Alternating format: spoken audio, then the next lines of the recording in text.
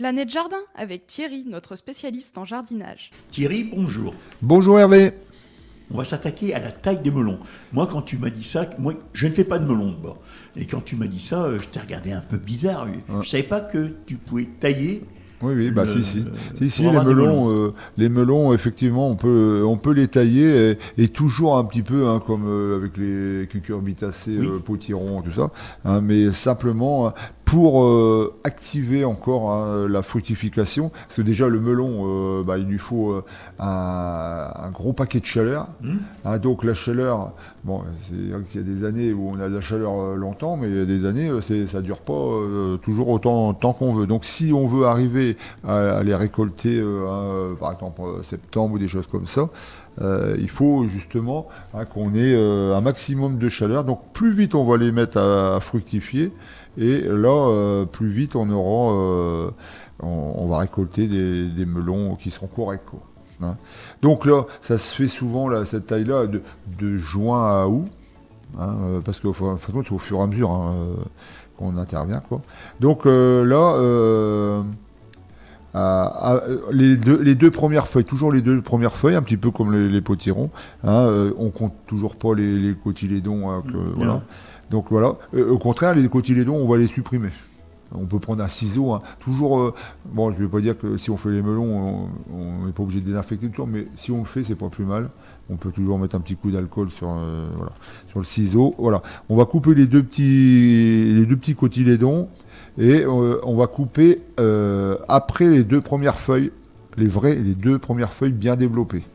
Mais on fera ça que une fois que le melon il aura déjà 4 feuilles. À 4 feuilles, on coupe à 2. C'est bon ? Voilà. Donc une fois que ça c'est fait, après à 5 feuilles, on va sur les 2 rameaux. Donc on va avoir 2 rameaux. On est d'accord, on a coupé, ça fait toujours le même principe. Là, à 5 feuilles, hop, on coupe à 3 feuilles. Tout à l'heure c'était à 4, on coupe à 2. Là c'est à 5 feuilles, on coupe à 3. Et puis donc on fait ça à chaque fois que ça redémarre. Donc ça va faire plein de petits rameaux. Et là, on va avoir des petits melons qui vont commencer à se former partout.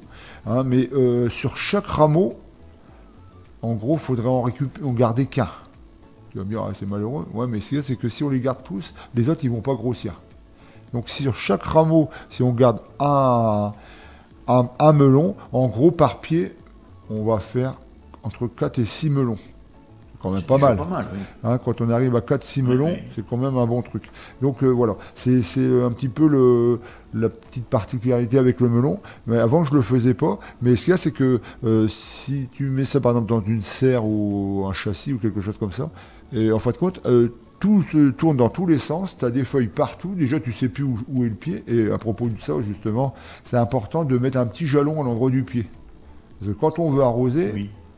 c'est compliqué parce que là, le pied, tu ne trouves plus. Donc un petit jalon au départ, comme pour les courges. Les cucurbitacées, c'est bien de mettre un petit jalon, on sait qu'il est là. C'est là qu'il faut arroser. Là tu sais qu'il faut arroser en faisant attention des feuilles, parce que les feuilles, ça n'aime pas non plus l'eau. Autrement, on va développer de l'odium, tout ça. Voilà. Mais en tout cas, voilà, c'est bien de marquer ça, et on va récupérer normalement 4 à 6 melons par pied. Voilà. Dis-moi, tes melons, tu fais un peu comme tes potirons, tu les rehausses, tu les protèges du sol ? On peut tout à fait les relever, une petite ardoise. Déjà, ça va lui faire un petit peu plus de chaleur, parce que le melon aime bien la chaleur, donc il n'y a pas de problème. Et puis souvent les fourmis, parce que les fourmis, le melon, ils le sentent. Dès qu'il est à point, tu as intérêt d'y avoir été avant eux, parce qu'eux, ils ont déjà attaqué. Mais voilà, là le système, mais c'est bien de remettre une petite ardoise, c'est bien parce que ça reflète un peu la chaleur. Je dirais que c'est même mieux qu'une petite planche, quoi. Thierry, tu peux nous donner le conseil du jour ? Oui, le conseil du jour, là, ça va être... on a planté de l'ail. À l'automne, on avait planté de l'ail. Moi, je l'ai planté un peu tard, quoi. Mais en tout cas, là, ça va être la récolte. Donc là, normalement, on doit avoir une belle récolte d'ail. Donc c'est le moment. On les laisse quelques jours au soleil. C'est des jours de soleil, bien sûr. S'il pleut, on ne peut peut-être pas le faire ce jour-là ou bien les rentrer à l'intérieur. Et autrement, après, on suspend les bottes, toujours bien aérées, sous un appentis, avec une ficelle, on accroche les bottes. Est-ce que tu nous donnes le conseil sur l'ail ? J'ai l'impression que chez nous, il pousse de bonne heure. Parce que lorsque je vais en vacances en Auvergne, ils font la récolte à la mi-août, tu vois. Ouais. Mais c'est parce que là, c'est celui qu'on a planté au mois de novembre-décembre. Donc c'est de l'ail de printemps. Oui, d'accord. Voilà. Il a passé l'hiver en terre. Ah ouais, voilà, il a passé l'hiver en terre. Donc là, il est bien. Tandis que l'autre, on va attendre. Après, ça sera après eux. Après.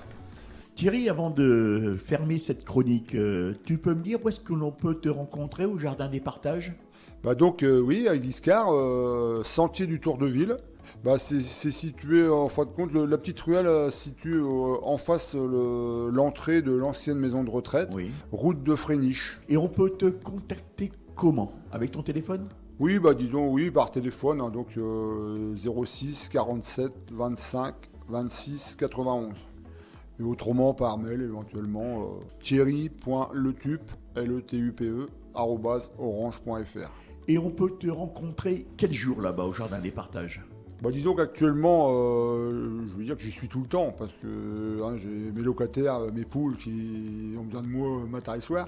Mais autrement, le lundi matin, le mercredi toute la journée, le samedi matin. Donc là, c'est plus sûr de te rendre, vraiment mais, te voir. Là. Mais un petit coup de téléphone avant Voilà. pour Tu rassurer. rappelles ton Parce numéro que...